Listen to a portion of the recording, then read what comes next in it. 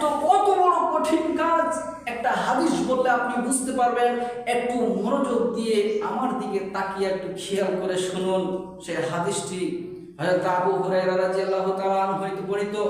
নবী করিম সাল্লাল্লাহু আলাইহি সাল্লাম বলেছেন, মান জাআলা কাদিয়ান বাইনান নাস, রাসূল সাল্লাল্লাহু আলাইহি সাল্লাম বললেন, যখন জনগণের মাঝে, মানুষের মাঝে কাউকে যখন বিচারক বানানো হলো, দায়িত্বশীল বানানো হলো, মরণ হোক, সর্দার হোক, এমপি হোক, মন্ত্রী হোক, যে যেখানে যা কিছু হোক না কেন, যখন তাকে বিচারক বানানো হলো তখন ফাকাদ যুবিহা বিগাইরি শিক্কিন, রাসূল সাল্লাল্লাহু আলাইহি সাল্লাম বললেন, তখন তাকে ছুরিবিহীন এভাবে জবাই করা হলো।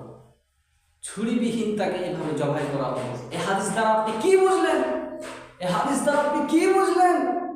এই হাদিস দ্বারা এটাই প্রমাণিত যে যদি ওই ব্যক্তি, ওই বিচারক, ওই দায়িত্বশীল, ওই মরণ সর্দার, ওই নেতা মন্ত্রী, যে যাই হোক না কেন, সে দায়িত্বশীল, সে বিচারক যখন বিচার করবে, তখন ওই ব্যক্তি যদি মানুষের মাঝে সঠিকভাবে বিচার না করে, সঠিকভাবে যদি বিচার না করে, মিথ্যাভাবে যদি বিচার করে, যদি অন্যায়ভাবে বিচার করে, তাহলে তার পরিণাম, তার স্থান ভয়াবহ জাহান্নামে হবে।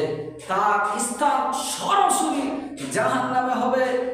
আর সে যদি সত্যভাবে বিচার করে, সে যদি সঠিকভাবে বিচার করে, সে যদি ন্যায়ভাবে বিচার করে, তাহলে অনেকগুলো মানুষের মন খারাপ হবে, অনেকগুলো মানুষের অসন্তুষ্ট হবে, অনেকগুলো মানুষের রাগান্বিত হবে। আর বিচার করতে হবে সঠিকভাবে, এটাই হচ্ছে চূড়ান্ত সিদ্ধান্ত।